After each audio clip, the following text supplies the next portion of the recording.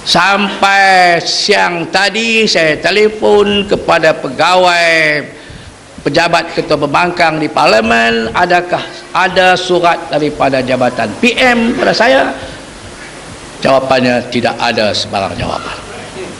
Tapi insya-Allah kita akan reminder, kita akan hantar lagi kepada dia. Menunjukkan kita nak mencari satu jawapan, satu penyelesaian, tanggungjawab bersama. Kalau negara-negara demokrasi yang lain, kejadian seperti ini akan melibatkan semua pihak untuk mencari penyelesaian.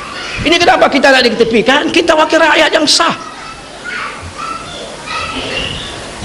Kita juga merasa bertanggungjawab, apalagi PAS sebuah pergerakan Islam. Kita kalah 9 kali pilihan raya. Tak ada kita niat, tak ada ingatan kita, tak ada cadangan kita, tak ada langkah yang kita buat untuk menukar strategi, untuk menukar pendekatan kita daripada pendekatan melalui pilihan raya pada menggunakan kekerasan. Kita tak pernah fikir benar-benar itu, dan kita tak pernah rancang benar-benar itu. Sebab kita yakin bahawa kita boleh mencapai kemenangan melalui pilihan raya bila rakyat sudah pun sadar dan cukup matang. InsyaAllah. Ini kita usahakan. Kita boleh tahan kalah, kita boleh menerima kekalahan dan kita tidak mengamuk.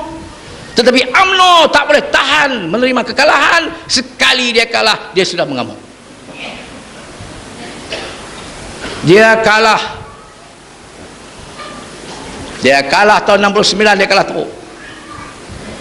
Sehingga bukan saja dia tidak boleh rampas Kelantan tahun 69, tapi dia hilang Pulau Pinang di tahun 69.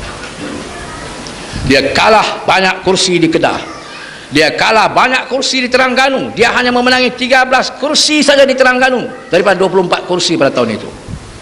Akhirnya apa berlaku? Apa yang dibuat pada PAS? PAS jadi mangsa dia. Kekalahan dia, PAS dimangsakan, yaitu PAS diharamkan menggunakan lambang bulan bintang.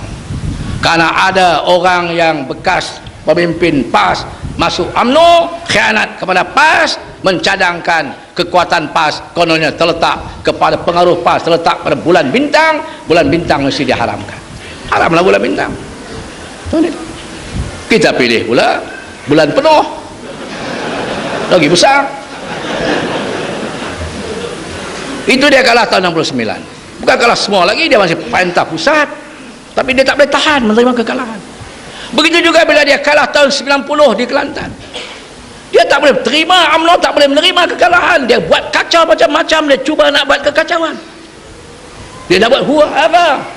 Dia panggil seorang muda keluarga di raja, anak raja di Kelantan, dia bawa pergi tengah padang, dia tabai jadi raja baru.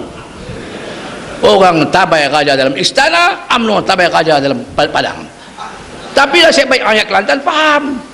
Rakyat Kelantan tak sokong kejah biru mereka. Tapi itulah gelagat UMNO, tindakan UMNO. Waktu kita perintah Kelantan tahun 77, berlakulah sedikit krisis PAS di Kelantan. Mereka mengambil kesempatan, UMNO mengambil kesempatan untuk membuat huru-hara, pura-pura huru-hara, bakar tayar buruk, ketai buruk, motoka buruk di Kota Baru untuk membolehkan Kelantan di isytihar darurat, untuk membolehkan, memudahkan mereka merampas Kelantan. Ini mereka buat. Mereka tak boleh tahan kekalahan. Kita alhamdulillah, kita kalah, kita boleh tahan sebab perjuangan kita berlandas Islam. Kita yakin pada qada dan qadar Allah. Apa yang berlaku kita terima, kita menang pun kita bersyukur, kita terima, kita tak menang pun kita bersabar, kita terima. Sebab kita yakin kepada takdir Allah. Mereka tak boleh terima takdir Allah.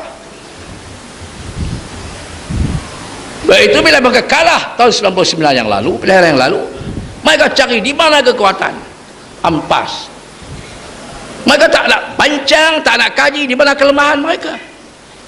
Mereka nak kaji di mana kekuatan PAS. Adalah juga pengkhianat PAS yang masuk UMNO, cadangkan nama Islam mesti dibuang daripada PAS. Ini yang sedang mereka rancangkan sekarang. Mereka cuba mempengaruhi raja-raja Melayu untuk mendapat perkenaan raja-raja Melayu supaya buang perkataan Islam. Tapi alhamdulillah raja-raja Melayu sedar perkara ini. Raja-raja Melayu pun dah banyak kali terkenal dengan dia. Dia sedar ini soal politik, kami tak nak campur. Dulu kamu kata kami tak boleh campur politik, raja-raja tak boleh campur politik, sekarang kamu nak minta kami campur politik. Kami tak nak campur politik. Sultan Perak bertitah mengatakan bahawa perkara itu janganlah mana-mana pihak menuding jari kepada pihak yang lain. Buatlah muzakarah, bincang elok-elok, cari penyelesaian. Maka tak dengar. Timbullah isu perpecahan. Nak jadikan perpecahan itu sebagai satu alasan untuk nak bertindak ke atas PAS. Sultan Perak kata, bincang, buat muzakarah. Sultan Pahang pun kata begitu juga. Buat muzakarah. Bincang. Kita pun nak menawarkan, kita bersedia untuk buat muzakarah. Ini kita panggil lagi, kita minta bukan saja PAS nak berjumpa, seluruh pimpinan BA Barisan Alternatif nak berjumpa dengan dia. Dia Perdana Menteri. Orang lain dia boleh berjumpa, kenapa dengan kita dia tak nak berjumpa? Bagaimana dia boleh jumpa dengan orang lain? Sama ada kumpulan-kumpulan dalam negeri kan, dalam negara kan, luar negara, semua dia boleh berjumpa, kenapa dia tak nak berjumpa dengan kita?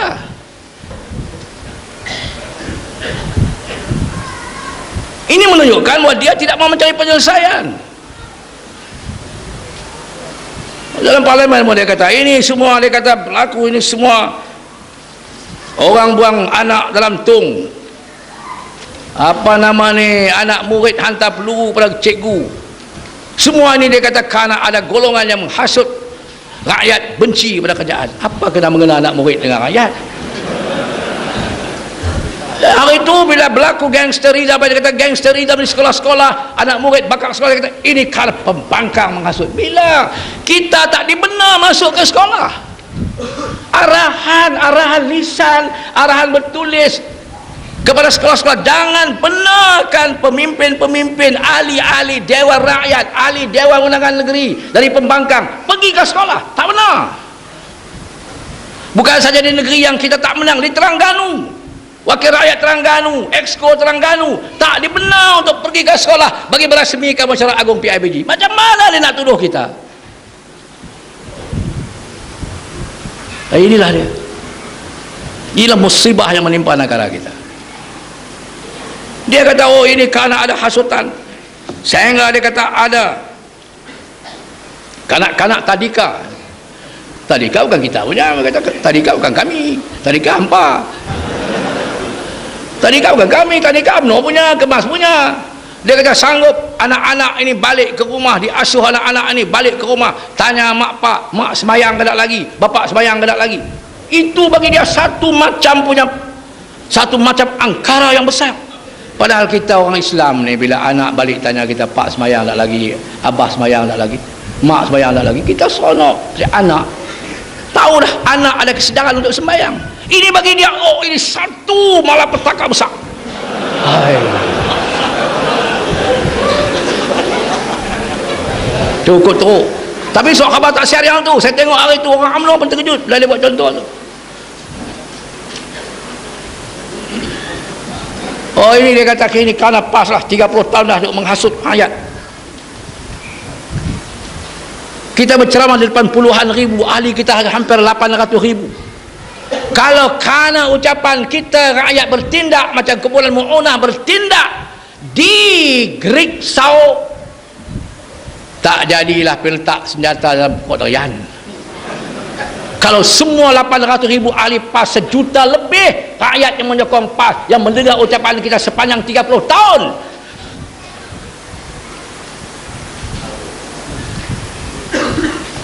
untuk melakukan keganasan,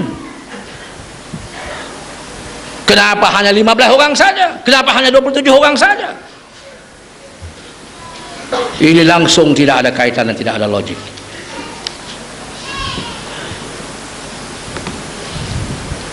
Kita telah bercakap mengenai dengan penyelewengan kerajaan, penyelewengan Barisan Nasional, UMNO dan sebelum itu Perikatan, puluhan tahun ya. Sejak pilihan raya pertama, kedua, ketiga, keempat, kelima, keenam, ketujuh, ke-8, ke-9, isu penyelewengan, isu menolak Islam, isu mempersendakan hukum-hukum Allah, isu penyalahgunaan kuasa, isu nepotism. Isu itu kita cakap tahun 90, 95, 86 kita bercakap tentang isu penyelewengan Perwaja, penyelewengan Bank Bumi Putra, macam-macam. Tapi rakyat masih mengundi mereka. Rakyat tak menerima kita juga. Pasal apa? Bukannya benar kita yang cakap itu tak betul, tidak, tapi karena rakyat tak nampak